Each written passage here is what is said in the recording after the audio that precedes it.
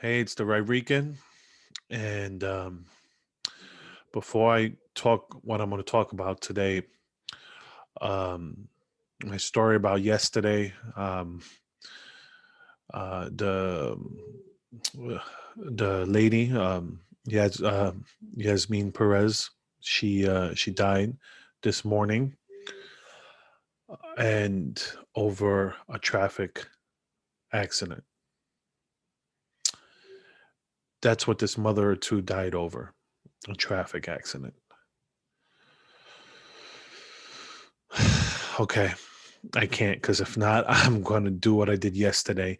Let me just go into the story that I wanted to talk about. I just wanted to mention that. Um, and as of this recording, I think, let's see, let's check it live. Let's see. Um, as of this recording, let's see. No, wait, no. Is that the updated version? Let's see. Yep. 36,000. That's still probably not going to be enough. That's just going to probably be enough just to cover the funeral for both victims, and it's going it's going to leave two kids parentless, which is it's a tragedy. It's a tragedy over a car accident. Um, you know, uh, it's just I'm upset. I'm angry. I I thought I did screen share, but I guess I didn't. I just wanted to. It just shows you where my mind is right now. I'm just upset about this. I mean, it's not my family, but I can't imagine being these people's family, being in a situation where um, my family members were dragged from a car and then shot over a traffic accident. Anyways, okay, enough. Let me. If I have any more updates about this, I will pass it along in my videos. But let me go what I wanted to talk about. Um, this is what I wanted to talk about. I wanted to talk about the difference in even one newspaper. It's going to be in particular going to be the New York Times. I want to compare modern day story versus something from over almost 30 years ago. So here it goes. Kyrsten Sinema, Dems hypocritical for trying to end filibuster after using it last year. So she wrote an op-ed in the Washington Post where she stated, here she go. It goes, um, to those who want to eliminate the legislature filibuster to pass the For the People Act, voting rights legislation that she supports and she co-sponsored, I would ask, would it be good for our country if we did, only to see legislation rescinded a few years from now and replaced by a nationwide voter ID law or restrictions on voting by mail in federal elections over the objections of the minority? Which she's right. This is why we have the filibuster. This is why we have the 60 vote to pass legislation, because at the end of the day, if you just make it 51, what's going to happen when Republicans come into power? They'll just flip flop the law. All right. And that's not good either, because we don't want to just keep going back and forth between laws. And I'm going to show an article after I'm done talking about this here. I'm going to first show the what's going on with the Democrats and there and in the media, what how they're pushing her to basically to try to get the filibuster so like that they could get all the stuff they want passed. But at the end of the day, like I said, she's making a great point here. The question is less about the immediate results from any of these Democratic or Republican goals, she continued. It's the likelihood of repeated radical reversals in federal policy, cementing uncertainty, deepening divisions, and further eroding Americans' confidence in our government. And you know what? I applaud her. This is the whole thing. You can't just, you have to applaud her. I mean, my my socialist brother-in-law, he wants to call her a Republican because she's just because the fact that she doesn't want to end the filibuster, and she's right. Look what would happen. Okay, let's say they do this now, right? Come 2024, if the if the Republicans win the presidency, if they win control of the Senate, they win control of the House, what's going to happen? Everything's going to reverse. Do we want to do that every couple of years? No. And that's why, I'm going to go here real quick. I'm just going to go into a little bit into the article here that ironically I found when I searched, and I found it on the New York Times. This is from October 1994. Gridlock, the way it used to be. And here it goes. As one bill after another perished in the Senate last week, Democrats repeatedly accused Republican senators of obstructionism. This is what happens whenever, happened with Obama, it happened under Trump. But here it goes. But there's another way to look at gridlock. The Senate was invented in part to slow things down and hold things back. It was meant to be a check on the president, the House of Representatives, and popular passions.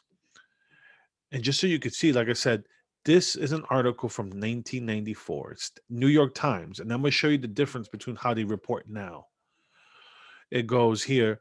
Um, the framers of the Constitution did not see the guerrilla warfare between political parties that often crippled Congress.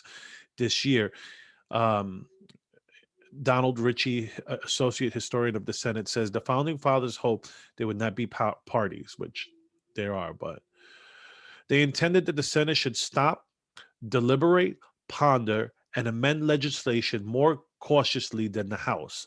The Senate would check the inconsiderate and hasty proceedings of the House. Oliver Ellsworth of Connecticut explained at the Constitutional Convention in 1787. And it goes here, emboldened by a sense that President Clinton was vulnerable and that they could oppose him with impunity, Republicans laid waste to most of this legislative agenda this year. Same thing happened with Trump. I'm just pointing it out, not because, just pointing out that's what the Democrats did with Trump. Whether they displayed the weight and wisdom that the authors of the Constitution hoped to find in senators is a matter, at the very least, for debate. So here, like I said, so this is obviously during the Clinton administration. You can see that it doesn't change, and that's not a bad thing. This gridlock, whether you like it or not, is meant to stop the whole, stop the swaying back and forth. That if you just made things a simple majority, then let's say every couple of years the laws are going to change. And that's why you need the 60 votes, either hoping that, maybe your party has the 60 votes, but more importantly is that you could compromise on 60 votes. And that's the whole thing. Yes, it's gridlock, but it's gridlock to stop, let's say, popular, they want to talk about, oh, it's popular, but you know what? Popular changes. Okay, it was popular to be racist in the 40s and 50s. It's not popular anymore, regardless of what the Democrats want to try to tell you. um but um like I said, this is from 1994. And you can see the bickering and everything. It's nothing new. There's nothing new in the bickering going back and forth between Republicans and Democrats. Whenever there's a a Democrat president, a Republican Congress, this is what happens. When there's a Democrat president and a Republican Senate, this is what occurs. What's going on right now, what's frustrating the Democrats more than anything right now is the fact that really they have because they have a small majority in the Senate, that they still can't do anything because they can't get 8 Republicans to cross party lines. And that's what's going on. They can't get 8 Republicans because what they're passing is not, you may have a simple majority, but you don't have a super majority to pass it. There's not, like I'm for one that I'm against the For the People Act. What she complained about here, where she talked about, would you want to see a nationwide voter ID law? Yes, I would. In the federal election, yes. I think that, if you're going to vote for the federal office, then yes, you should. Honestly, I think it should be on your local level too. I don't think that you should not be able to vote without some form of ID.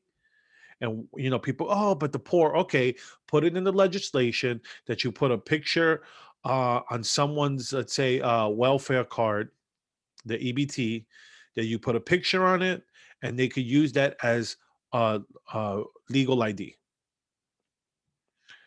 And then you may prevent also some sort of fraud with the EBT. But that's another topic for another day. I'm just pointing that out, that it could be easily fixed, where you could put it in the legislation. You could get a voting ID for free. You just need a certain proofs of, let's say, proof of residency. And if people who say, oh, they're, look, poor people live in some sort of housing, whether they're living with relatives and stuff like that, they still have some bills in their name. Let's say they get benefits. The benefits are in their name. So you could get this document. There's ways for poor people to get IDs. Now, at the end of the day, I go, if you're too lazy to get an ID, that's on. I don't know how you don't. I don't know how you go about modern days without having an ID. They ask it everywhere. So anyway, so like I said, I showed you this example in the New York Times from '94, and you see, you can see just the same thing. But this is a more much more nuanced take on what was going on back then, which is still going on right now. But then you get this, Sinema and Manchin's nihilistic bipartisanship. And here, here's you know, just you see the partisanship. There's no objective. Here goes. Yet in red states, Trump's party, motivated by his big lie about his, blah blah blah blah. Calling it Trump's party. It's they cannot get enough of Donald Trump. Donald Trump lives in their minds rent free. It is sad that that's all the Democrats won on was big orange man scary, vote for him, vote for Democrats because we're not Trump. They didn't vote on anything other than they're not Trump.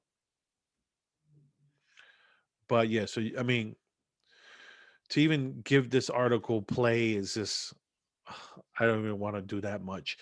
Um, but it goes here, you've heard the details already. Democrats are repeating them ad nauseum with a growing sense of desperation.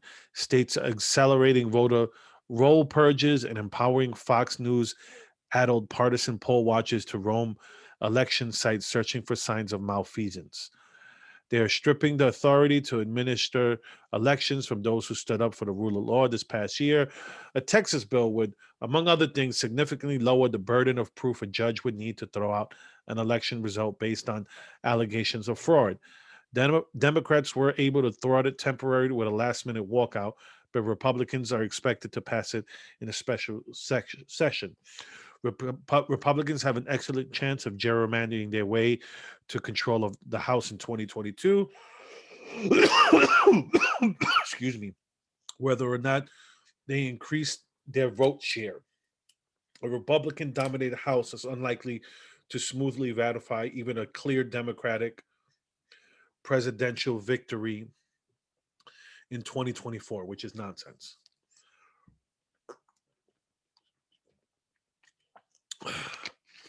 So this is, I mean, it's just nonsense. I mean, it's fear mongering at its best, or at its worst, really. Um, but yeah, so here it is attacking the filibuster. So, anyways, like I said, I don't want to give her that much. I just want to show you the difference in coverage in just almost 30 years, how the Times has become the paper of record to the toilet paper of trash. Oh, the trash of whatever.